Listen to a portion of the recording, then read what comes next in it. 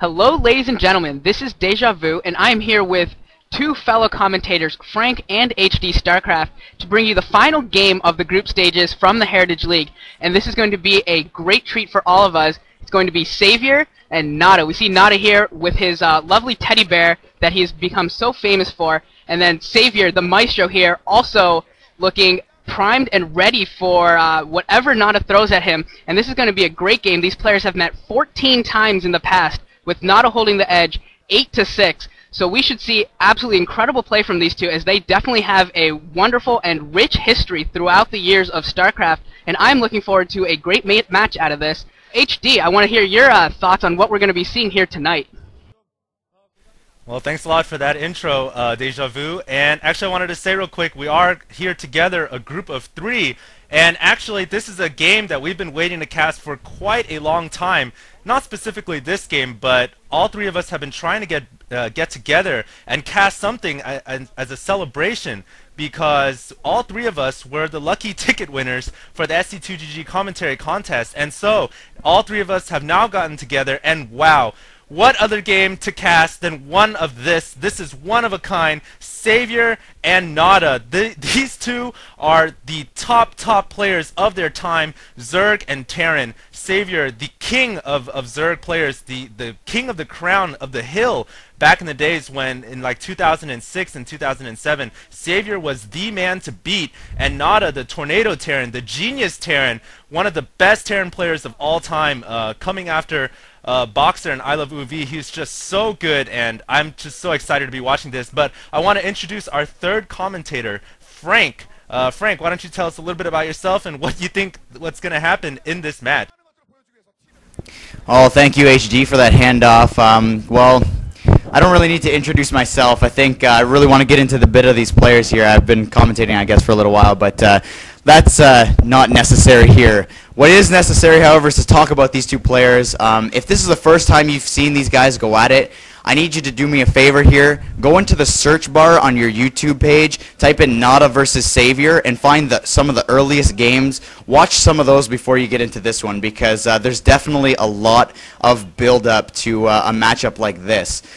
Through history and actually through recent times, I did want to say that these two players specifically in this tournament, in the Heritage Tournament, I think these are the two more maintained players of the day.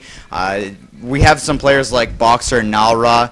Let me just do this countdown. 5, 4, 3, 2, 1. Yeah, like I was saying, we have some players like Boxer and Nalra and NC Yellow and Toss Girl. Some of the the more seasoned players who are less maintained nowadays. So I definitely think that this is one of the matchups that I was looking forward to. Savior, obviously, a little bit slumping lately, but I do want to say that he is definitely one of the more top players in this tournament. And Nada, of course, he's one of those up and down kind of guys, but when he's on, man, he is on. And we do have Nada here spawning at the 6 o'clock position as our blue Terran player, and in the 3 o'clock position is our red Zerg player, Savior. So yeah, that's my take on this. This is definitely, I think, the game to be watching in this tournament thus far. Yeah, absolutely. And not only that, this game has a lot of implications. This is the final game for Group B. Group A has already been decided. Boxer coming out 4-0ing his group, so he's going to be the top seed. And the second seed will be Yellow after he went 2-2, but he beat Anytime, so he gets the tiebreaker there. And the winner of this match actually gets the privilege of saying that they all killed their group, going 3-0 since I Love OV unfortunately was forced to withdraw from this tournament.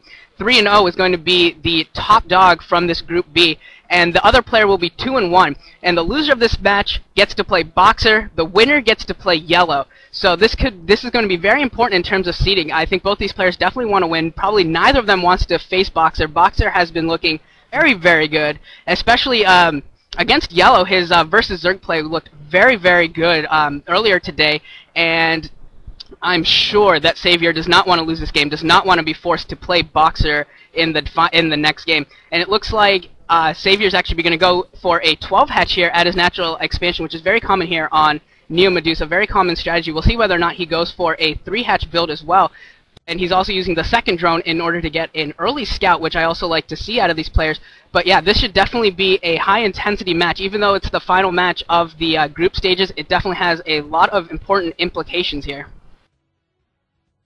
Definitely, and as Savior, as you guys were saying, has gotten that 12 hatch, he's got this scouting drone now inside of Nada's base, and one thing we see Nada doing is he's blocking off his natural expansion, and as he's doing that, you guys should remember that we're not watching a game from 2006, we're not watching a game from '07 or any of the past years, we're watching a modern ZVT in 2009, and as plays have evolved and developed, we all know that the popular build of choice today for Terran players versus Zerg is not Bionic, it is now Mech. And so with Mech coming after Fantasy and Jaedong playing in the OSL, the Batu, we see that Nada has gone for his choke point, he's blocked it off, so one can only assume that he's blocking that off for both gases, and he could very well be going for that Mech build. Meanwhile, Savior here going for that third hatchery. One Marine is out, so it's going to be able to go out there, get some scout, and apply a little bit of pressure.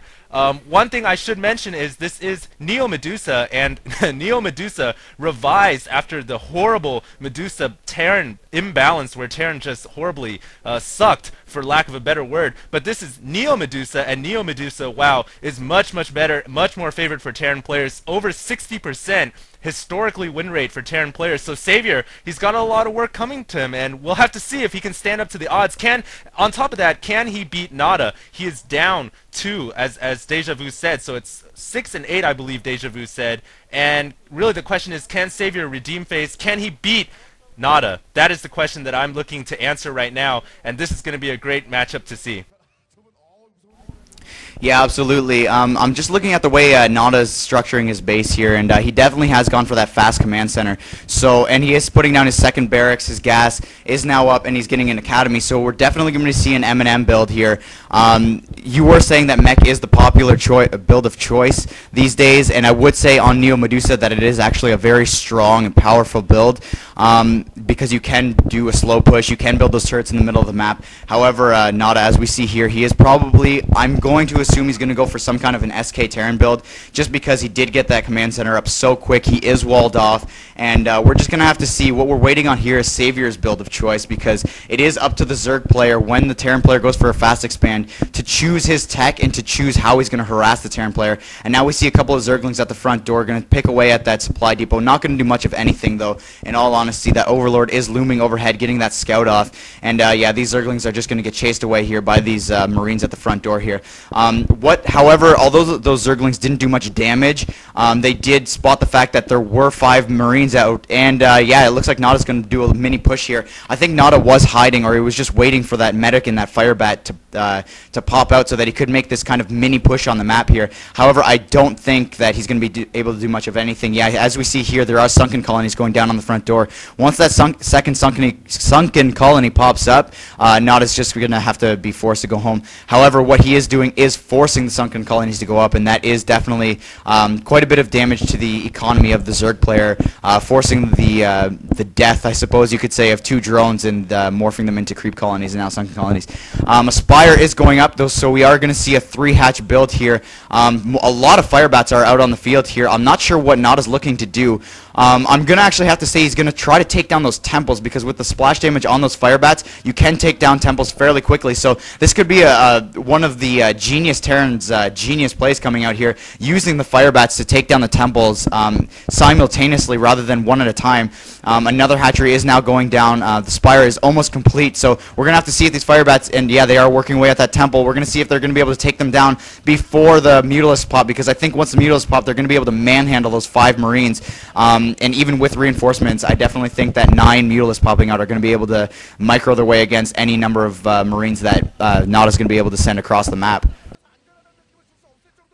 Yeah, I don't actually foresee this being all that successful. The temples are still up, and the eggs are now morphing into Mutalisks. Just 1 or 2 sunken colonies placed at his back expansion should be more than enough to stop this, long enough for those Mutalisks to hatch.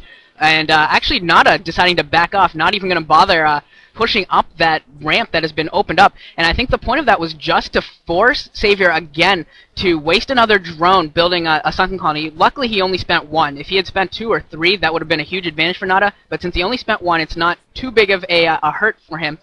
The Mutalisks have popped for Savior, and we'll get to see what he can do. This is his Savior build, the 3-hatch Mutalisk, and he is bringing it back after he unfortunately was not able to use it anymore. It was been pretty well scouted out by most other players, and the way to defeat it